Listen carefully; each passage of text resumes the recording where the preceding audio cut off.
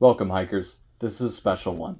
I dreamed about climbing Fuji for a long time, as Japan's highest mountain has captivated many for generations. A very popular climb for tourists, often underestimated.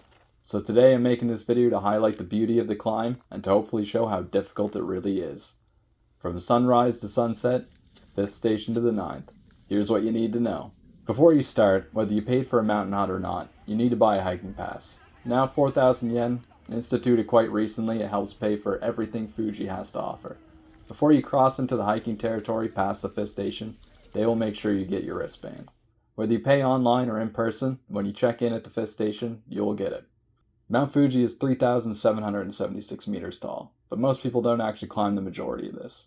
Many buses and transportation routes go to the 5th station, which is 2,300 meters up. As such, most people start the climb here. Now you may be thinking, wow, that only gives you 1,476 meters to climb, a lot less than anticipated. Why do so many people have a tough time? Well, for starters, the air is thinner right at the start. Before you even get going, you're taking in less oxygen, which puts a strain on your body many may not even realize. Altitude sickness can present itself in many different ways, from mild discomfort, fatigue, headache, dizziness, nausea, a loss of appetite, to severe discomfort, difficulty breathing, confusion, extreme weakness, difficulty walking, and even swelling in the hands or feet. It is recommended if you start experiencing altitude sickness, you start to descend immediately. Personally, I didn't get any sort of altitude sickness, however, I did get dry mouth from the added stress of breathing heavier, taking in less oxygen, and the very dry air you're breathing up there. I only realized this when I came back down though. It lasted about 2 days, with the only symptom being pain in the top of my mouth during the first few bites of a meal. For this, I just sipped water throughout the days until everything returned to normal. I didn't expect to get altitude sickness, but then again, most people don't. To mitigate any ill feelings I thought I might get, I decided to book a hut at the 7th station on the mountain for the night.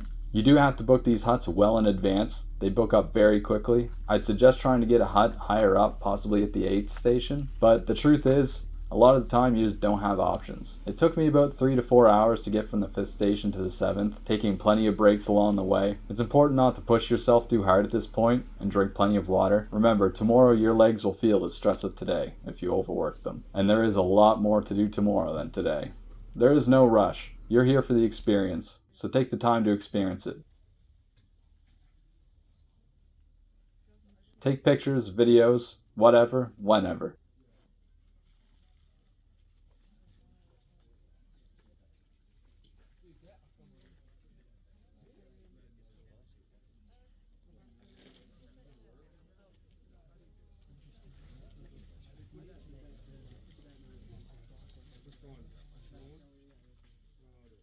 Water can be expensive on the mountain, and bathrooms cost money. Even at the 5th station where you get dropped off, they are not free. The price can range from 200 to 500 yen, so bring plenty of change, or bills to buy things with and change as you get higher up. There's lots of trinkets and things to buy. I don't recommend buying anything at the 5th station. You will be carrying it up with you. Buy it when you've finished and come back down. The only thing you may want to buy is a real hiking pole or two. Not the wooden ones you get stamped at every station. Ones with actual shock absorbency and metal tips to dig in. The trail can be steep and treacherous, even more so on the way down. Full of rocks, hard terrain, sometimes you'll be hiking in the rain. Having something to take that pressure off your knees and prevent slipping is essential. I don't know one person who regret taking these poles with. You may not use it right away, but you will end up using it. Now let's get into the rest of the essentials to bring with you.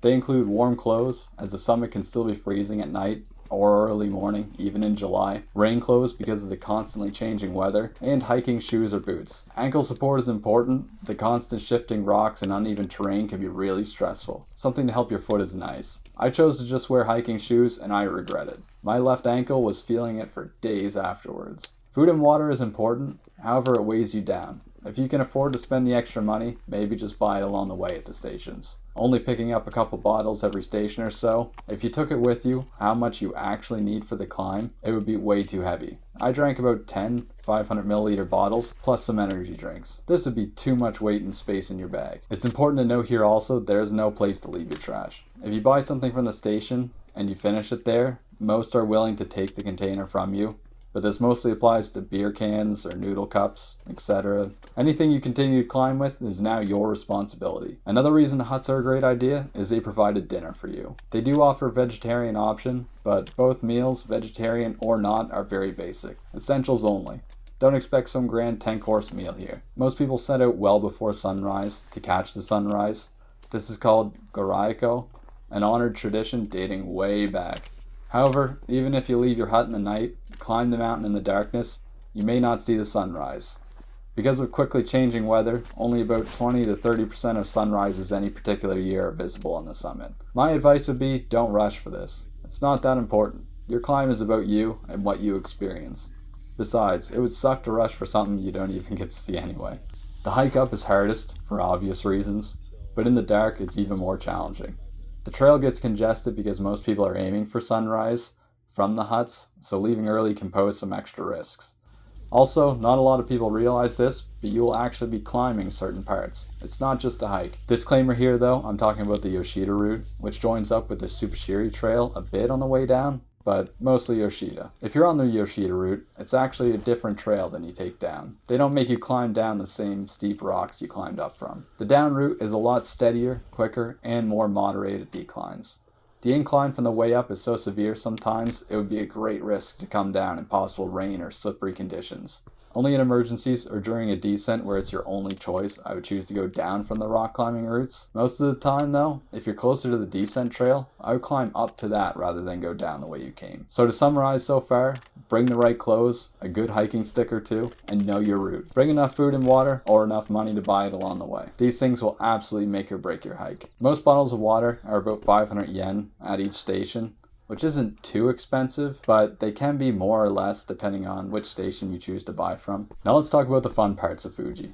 The 5th station is massive. As a starting point for most, the station has grown over the years to become what it is today. A place where you can get anything Mount Fuji related. Real Fuji mineral water, local dishes, and Fuji branded merchandise. They have it all. It's very cool to see. There's also pack animals that are used to supply higher up stations. You can see them before the entrance to Yoshida Trail. A cool aspect to the hike that's often missed. They're the real heroes bringing you that oh so important water. As you move up, practically everything is a scenic spot. The views are so stunning it's hard to keep your eyes on the trail. The way it changes as you climb is so spectacular, and seeing the lights from the city high up at night is just magical. It really puts the world into perspective. For me, when the trail starts to turn into a climb, I love it. It's not too hard, kids can definitely achieve it. I've seen many that did, so it's nothing to worry about. Maybe just bring some gloves if you're not comfortable getting your hands dirty. There isn't exactly a lot of opportunities to wash up along the way. Water conservation is very important with signs in every washroom. Coupled with the fact that they charge you for use of the washroom, I wouldn't go unless you actually need to go. Also, the water here isn't drinkable. They don't always have disinfectant. It's really just about getting the grit off or the smell off in most cases. The view out from Mount Fuji is spectacular, but also the view up can be inspiring. Along the way, you can see the different huts and stations above you built out from the cliffs, giving you that odd, jaw-dropping view. For me, this was very inspiring. I couldn't help but think, wow, I'm really sleeping right on the cliff. I should have mentioned at the start, if you have a fear of heights, you may have issues, but I feel like that's just a given. There's so many points where you're right on the edge. I don't know what you're doing climbing here if you have a serious fear of heights. Yeah, it's possible, but consider the risk versus reward for yourself. Don't push yourself if you don't feel safe. If your legs start to shake, chill out, consider if it's altitude sickness or just your fear before moving on. If it doesn't go away, go back down. Eventually you will catch a glimpse of the last torii gate, the one just before the summit at the 9th station. From here, you've made it. Whether at night or during the day, it's special just the same. There are others along the way, but this is the one. If you made it here, congratulations. Not everyone who climbs Fuji makes it here, so pat yourself on the back, you deserve it. I woke up at my hut on the 7th station at about 3 to 4 a.m. and was able to get to the summit just before 9, making my hike up about 8 to 9 hours total. I didn't make sunset, nor was I trying to, but I knew rain was on the way around 10, and I didn't want to hike up in it. I decided if I had to, I would suffer going down, but definitely not up. Once I saw everything there was to see on the summit and the weather started to turn bad, I really rushed down the mountain. I don't advise this. I made it back down by 11:40, about 2 hours, 40 minutes, or less because I did take some time on the summit. I remember the time I got to the fifth station exactly because the bus showed up right away taking me back to town. I slipped many times, fell once. My only reason for the rush was I didn't like hiking in the rain and I kept getting rocks in my shoes at every switch back down. It was extremely frustrating. Real hiking boots aren't just useful for ankle support, you'd also be a lot less likely to get rocks in them on the way down. Most people are tired during the descent, but the rain and thick fog kept me on an adrenaline high, which I really crashed from on the bus. The bad thing about the bus is you're not guaranteed a seat. If you make it just in time, the lineup is probably long, and you'll have to stand for the journey. Mine was only an hour since I was staying in a nearby town and not going directly back to Tokyo, but this sucked. Definitely something to be aware of. A great idea would have been taking this time to shop a little, relax, and get first in line for the next one. With all my complaints and bad moves out of the way, I think I'll end this video here. Thanks for watching. I hope this helped you in some way. If you hiked Fuji for yourself, tell me about it. If you plan on it, tell me. I'd love to hear about it in the comments. Thanks again.